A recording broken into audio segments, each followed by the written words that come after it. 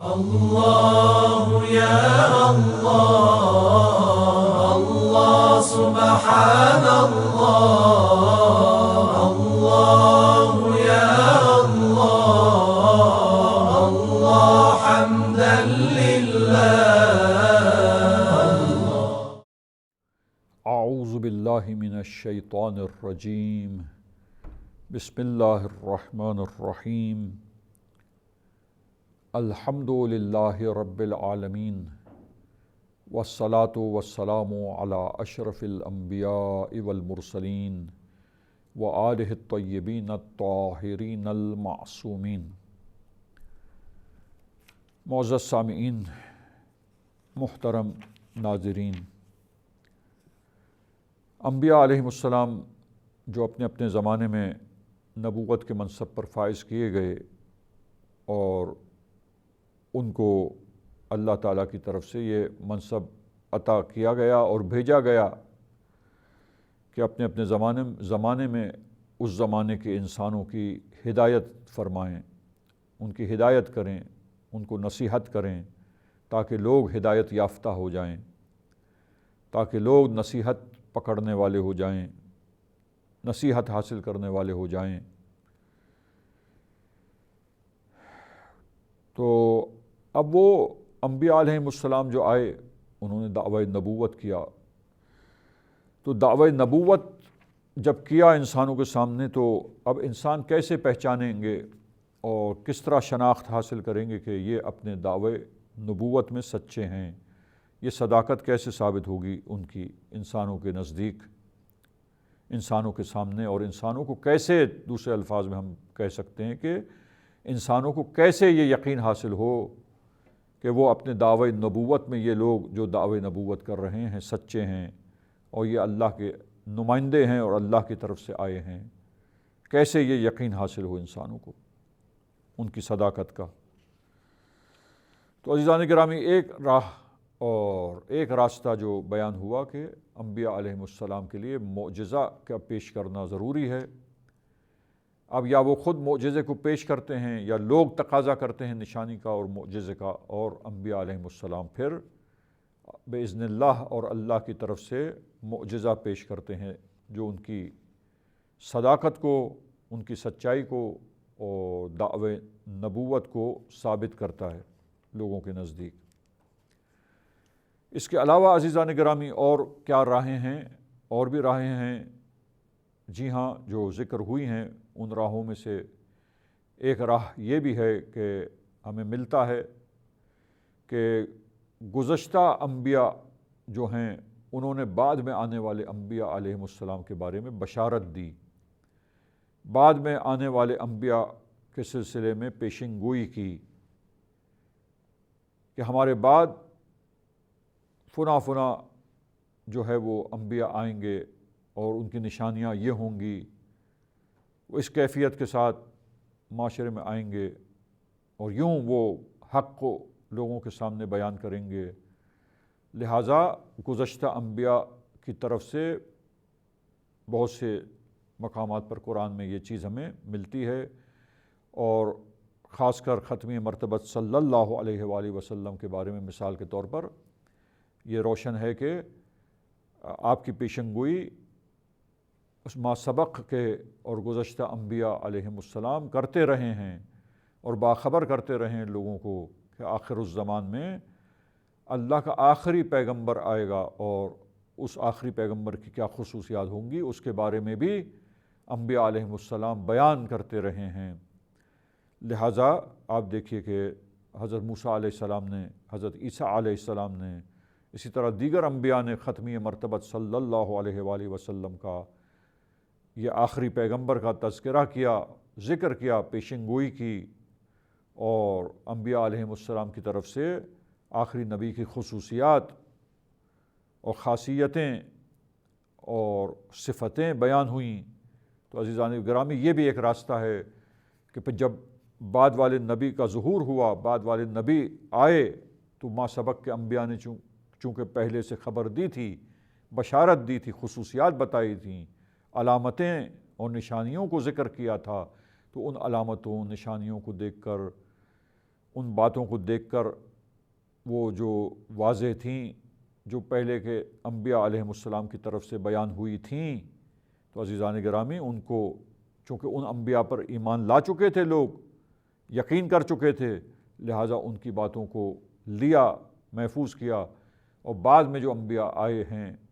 اور بعد میں جو انبیاء پھر ظاہر ہوئے ہیں تو ان خصوصیات، ان علامتوں کے ذریعے لوگوں نے تصدیق کی ہے اور انبیاء کو پہچانا ہے۔ تو یہ بھی ایک راستہ ہے کہ گزشتہ انبیاء کی طرف سے یہ بیان اور ان کی طرف سے یہ وضاحت اور ان کی طرف سے یہ خبر اور بشارت کہ ان کے بعد دیگر انبیاء آئیں گے اور ان کی نشانیوں کا بیان، ان کی صفات کا بیان۔ عزیزان گرامی، یہ دو راہیں بیان ہوئیں، اور اس کے علاوہ تیسرا ایک راستہ اور تیسرا طریقہ یہ بھی اسکالرز نے کتابوں میں اس کا ذکر کیا ہے۔ عزیزان گرامی، ہم اپنے سامعین کی خدمت میں اس کو بھی پیش کرتے ہیں،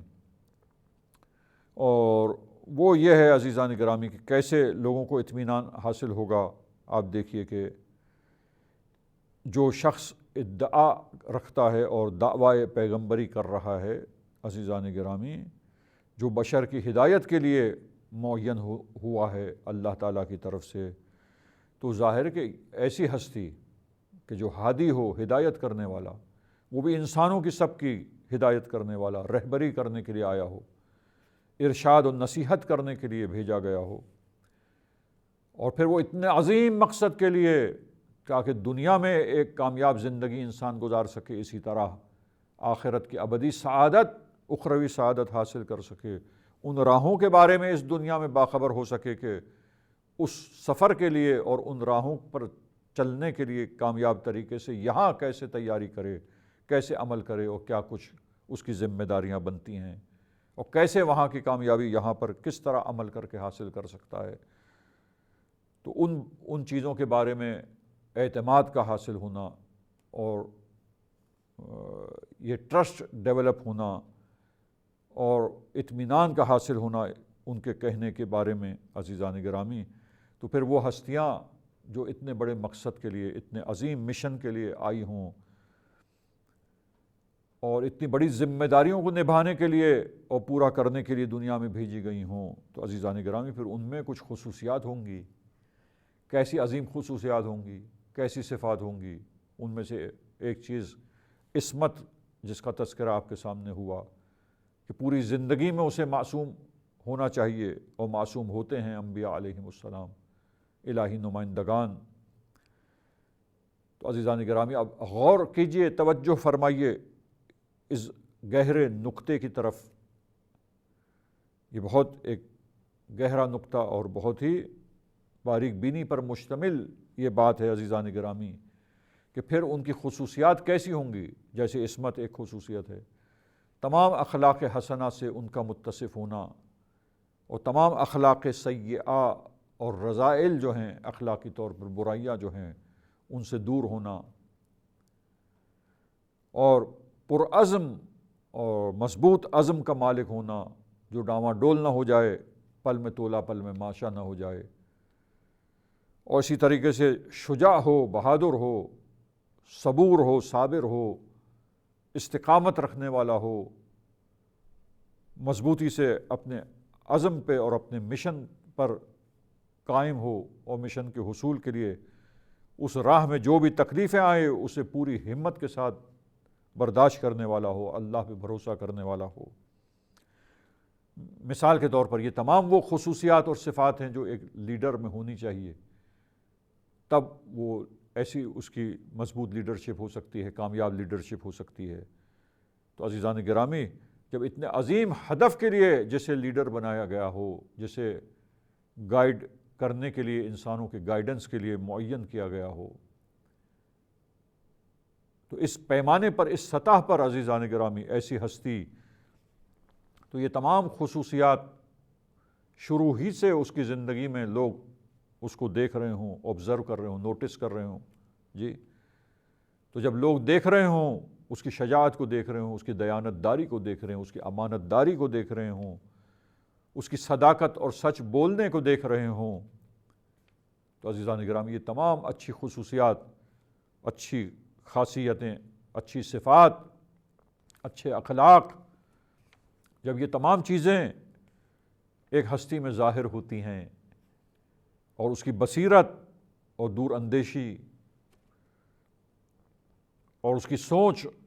اور اس کی پاکیزگی اور طہارت، یہ تمام وہ صفات ہیں کہ جب ایک عظیم انسان کے اندر لوگ مسلسل دیکھتے ہیں، تسلسل کے ساتھ دیکھتے ہیں، اس کے کردار کی عظمت کو دیکھتے ہیں، اس کے سیرت کی پاکیزگی کو دیکھتے ہیں، اس کے گفتار کی صداقت اور سچائی کو دیکھتے ہیں، اور اس کا نیک سلوک لوگوں کے ساتھ اور اس کی ہمدردیاں لوگوں کے ساتھ دیکھتے ہیں، اس کے تمام اخلاق حسنہ کا مشاہدہ کرتے ہیں، تو عزیزان گرامی، اور برائیوں سے جس طرح وہ دور ہے وہ سب دیکھ رہے ہوتے ہیں۔ عزیزان گرامی، ان تمام چیزوں کے نتیجے میں پتہ چلتا ہے کہ یہ وہ ہستی ہے کہ جب دعوی نبوت کر لے عزیزان گرامی، تو اس کے دعوی نبوت کرنے سے یہ پتہ چلے گا اور واضح ہوگا لوگوں کے لیے، اور لوگوں کو اس سلسلے میں یہ اطمینان حاصل ہوگا، یہ یقین حاصل ہو جائے گا کہ ہاں، ایسی عظیم ہستی جو اس عظیم کردار کی مالک ہو، ایسی ہستی جو اتنی والا صفات اور اچھی صفات کو اپنائے ہوئے ہو، ایسی ہستی جو تمام اخلاق حسنہ کو اپنایا ہے جس نے زندگی میں، اور تمام برے اخلاق کو اور اخلاقیات کو ترک کر دیا ہے جس نے، تو یقیناً وہ ہستی جب دعوی نبوت کرے، جب لوگ سب یقین رکھتے ہیں کہ یہ سچے ہیں، یہ کبھی بھی جھوٹ نہیں بولتے، ہمیشہ صداقت اور سچائی ہی ہے ان کی گفتار میں، ان کے عمل میں عزیزان گرامی، تو پھر ایسی ہستیاں جب دعوی نبوت کرتی ہیں تو یہاں پر انسانوں کو اطمینان آتا ہے کہ یقیناً ایسے پاکیزہ کردار لوگ جو ہمیشہ سچ بولنے والے ہیں، کبھی بھی کسی کو دھوکہ دینے والے نہیں ہیں، کبھی بھی کسی نے ان کی زندگی میں نہیں دیکھا کہ انہوں نے فراڈ کیا، معاذ اللہ، کسی کو دھوکہ دے دیا ہو، جھوٹ بولا ہو، مس گائیڈ کر دیا ہو، اپنے اغراض و مقاصد کی وجہ سے دوسروں کو جو ہے مغالطے میں مبتلا کر دیا ہو، دھوکے میں مبتلا کر دیا ہو، نہیں، کبھی بھی ان کی زندگی میں ایسا نہیں ملے گا عزیزان گرامی، بلکہ وہ ہمیشہ خیر خواہ رہے ہوں اور ہمیشہ نصیحت کرتے رہے ہوں اور اچھے چیزوں کی طرف لوگوں کو بلاتے رہے، لوگوں کو بھلائی کے کاموں کی طرف دعوت دیتے رہے ہوں اور اچھائی کی رغبت دلاتے رہے ہوں۔ جب ایسی ہستی، ایسے کردار والی ہستی اور ایسی شخصیت جب دعوی نبوت کرے عزیزان گرامی، جو کردار کے لحاظ سے اس قدر پاکیزہ ہو، سیرت کے لحاظ سے اس قدر طیب و طاہر ہو، پاکیزہ ہو، گفتار اس کی اس طرح صادقانہ اور سچ کے ساتھ ہو ہمیشہ سے، تو عزیزان گرامی یہاں یہ طریقہ ہے کہ ان تمام چیزوں کو دیکھ کر کیا ہے، جب وہ دعوی نبوت کوئی کرتا ہے اور پیغمبری کا ادعا اس کی طرف سے سامنے آتا ہے تو لوگوں کو اطمینان حاصل ہوتا ہے۔ لیکن عزیزان گرامی، یہ بات تو ہم نے اس مقام میں بیان کی ہے کہ گزشتہ انبیاء کا تعارف کرانا، خبر دینا، پیشن گوئی کرنا بعد میں آنے والے نبی کے بارے میں، اور اس کی صفات بتانا، اس کی علامتیں بتلانا، نشانیاں جو ظاہر ہوں گی ان کا ذکر کرنا، یہ بھی ایک راستہ ہے کہ جب یہ سب کچھ ہوتا ہے تو لوگ سمجھ جاتے ہیں، جب لوگوں کو علم ہوتا ہے، لوگوں کے ذہن میں یہ باتیں ہوتی ہیں، متوجہ ہوتے ہیں، جب ان کو دیکھتے ہیں تو اس خبر کی بنیاد پر جب یہ نشانیاں ظاہر ہوتی ہیں، علامتیں جب روشن ہوتی ہیں، تو اس سے یہ نبی جو بعد والا آیا ہے اس کی نبوت کے بارے میں لوگوں کو اطمینان ہو جاتا ہے۔ اسی طرح یہ جو ابھی ہم نے ذکر کیا کہ اس کے اخلاقیات اور اس کا کردار، اس کی پاکیزہ سیرت، اس کی صداقت اور سچائی، اس کی دیانت داری اور امانت، عزیزان گرامی یہ تمام فیکٹرز سبب بنتے ہیں، یہ تمام ایلیمنٹس جو ہیں یہ کاؤنٹ ہوتے ہیں کہ اطمینان اور ٹرسٹ ڈیولپ ہو جائے کہ جب کوئی دعوی نبوت کرتا ہے تو یہ ہستی پیغمبر ہے، یہ ہستی یقیناً سچی ہے اپنی دعوی نبوت میں، اور ان سب سے بالاتر وہی چیز ہے کہ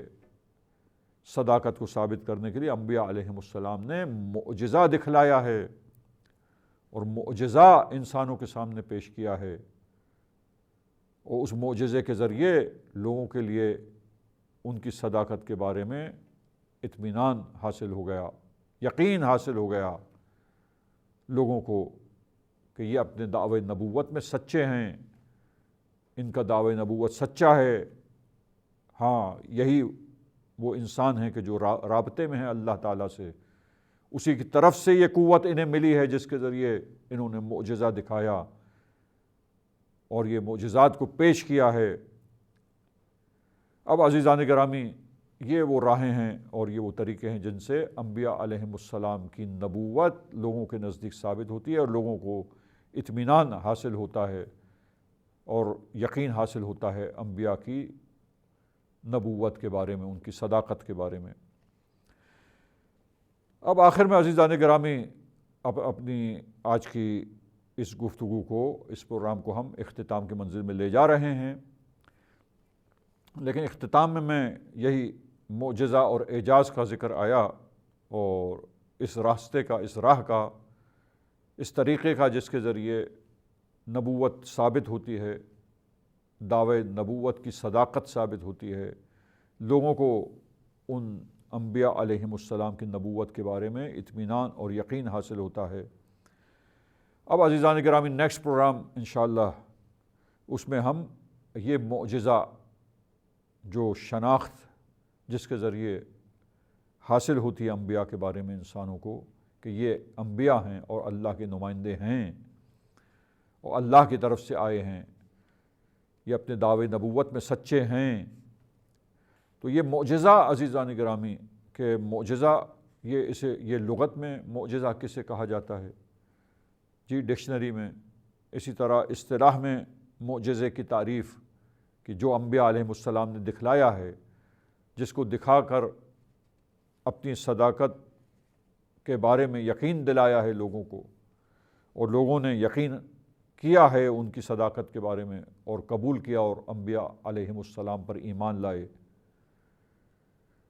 اور ایمان لا کر انبیاء علیہم السلام کی نیکوکاروں نے اطاعت کی، فرما برداری کی اور دنیا اور آخرت کی سعادت حاصل کی ہے اور ان سے علم لیا ہے اور علم سیکھا ہے اور اس علم کے ذریعے ترقی کی ہے۔ تو عزیزان گرامی، یہ معجزہ لغت میں ڈکشنری میں کیا کسے کہتے ہیں اور وہ معجزہ جو انبیاء نے دکھلایا، اصطلاح میں یہ معجزہ کسے کہتے ہیں اور کیا تعریف ہے اصطلاح میں عزیزان گرامی، اور پھر اس معجزے کے حوالے سے اور اعجاز کے حوالے سے چند پہلوؤں سے جو ہے وہ گفتگو ہوئی ہے اور چند سوالات اس بارے میں ہیں عزیزان گرامی۔ تو نیکسٹ پروگرام میں انشاءاللہ سلسلے گفتگو کو ہم جو جہاں پہ چھوڑ رہے ہیں یہیں سے آگے بڑھائیں گے اور لغت اور اصطلاح میں اعجاز اور معجزے کے معنی اور میننگ، اور اس کے بعد مختلف پہلوؤں سے چند سوال جو پیش ہیں اور اس حوالے سے ہم معجزے کے بارے میں گفتگو کریں گے انشاءاللہ۔ وصلی اللہ علی محمد وأہل بیتہ الطاہرین۔ اغفر لنا